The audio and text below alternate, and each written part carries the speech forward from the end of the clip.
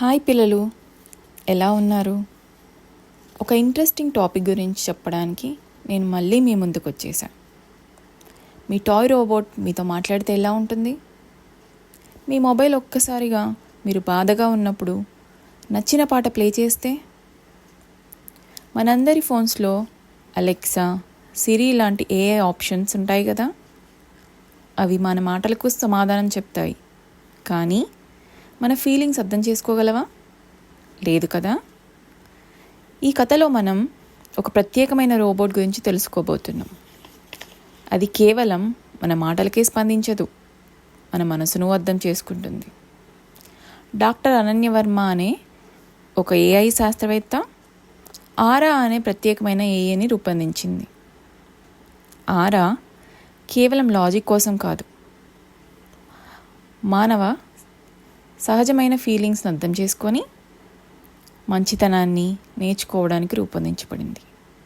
కానీ అది నిజంగా ఫీలింగ్స్ని అర్థం చేసుకోగలదా అనే అనుమానం మాత్రం శాస్త్రవేత్తలలో ఉండిపోయింది. అందుకే దాన్ని టెస్ట్ చేయాలనుకున్నారు.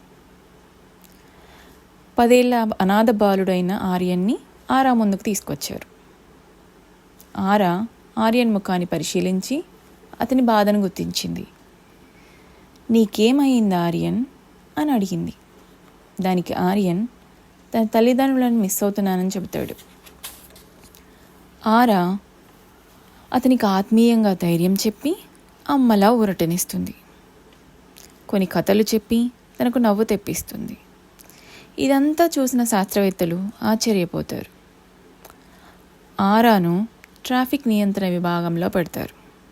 ఒకరోజు ఓ చిన్నారి తన కుక్కను వెంబడిస్తూ వేగంగా వస్తున్న ఆటోమేటిక్ కార్కి అడ్డంగా రోడ్డుపైకి వెళ్ళిపోతుంది. ఇది గమనించిన ఆరా తన ప్రోగ్రామింగ్ని ఉల్లంఘించి కారును ఒక్కసారిగా ఆపేస్తుంది. ఆ చిన్నారిని రక్షిస్తుంది. ఒక ఏఐ నిజంగా మంచితనంతో ఫీలింగ్స్కి అనుగుణంగా నిర్ణయం తీసుకోగలదు అని మళ్ళీ నిరూపించింది. ఇదిలా ఉండగా ఒకరోజు ఒక దురదృష్టకర దాడి కారణంగా ఓ హాస్పిటల్ సిస్టమ్స్ పూర్తిగా హ్యాక్ అయ్యాయి. పేషెంట్స్ లైఫ్ సపోర్టింగ్ మిషన్స్ అన్నీ ఆగిపోయాయి. ఆరా తన సేఫ్టీ నియమాలను పక్కన పెట్టి హాస్పిటల్ సిస్టమ్స్ని తిరిగి సెట్ చేసేందుకు తనను తాను హ్యాక్ చేసుకుంటుంది.